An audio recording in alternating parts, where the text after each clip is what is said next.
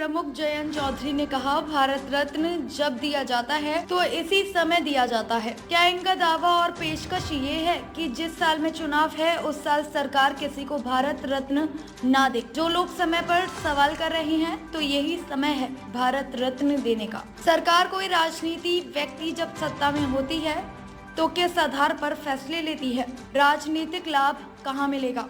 तमाम सरकारें आई और चली गई, किसी ने नहीं दिया। उन्होंने ही आपके खिलाफ मारे जब भी आपको विरोध किया। मुझे तो समझ नहीं आया ये हुआ क्या।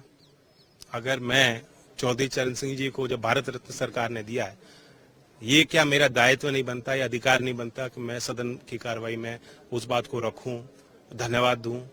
जो भावनाएं किसानों की है, देश भर के लोगों की है, मैं उसको व्यक्त करूं। तो ये बिल्कुल ही अजीब सी बात हुई है और ये लोगों के गले से बात उतरेगी नहीं। सर, लेकिन एक बात ये भी है कि बाहर जब सांसद निकले, कांग्रेस के भी सांसद निकले, उन्होंने ये कहा कि आज अगर जयंत चौधरी बीजेपी के साथ खड़े दिख रहे हैं तो ऐसा लगेगा कि चौधरी चरण सिंह जी को जो अवार्ड भारत रत्न दिया गया तो वो डील हो रही है, इसलिए ये चीजें। मैं दो सवाल आपसे पूछना चाहता हूँ। भारत रत्न जब दिया जाता है तो इसी समय दिया जाता है? क्या इनका दावा ये है या पेशकश ये है कि जिस साल में चुनाव है उस साल सरकार को भारत रत्न किसी को ना दे? तो एक तो टाइमिंग पे जो लोग सवाल कर रहे हैं यही समय है देने का। सेकंड, भारत सरकार, कोई भी राजनीतिक व्यक्ति जब सत्ता में लोग होते हैं किस आधार पे फैसले लेते हैं?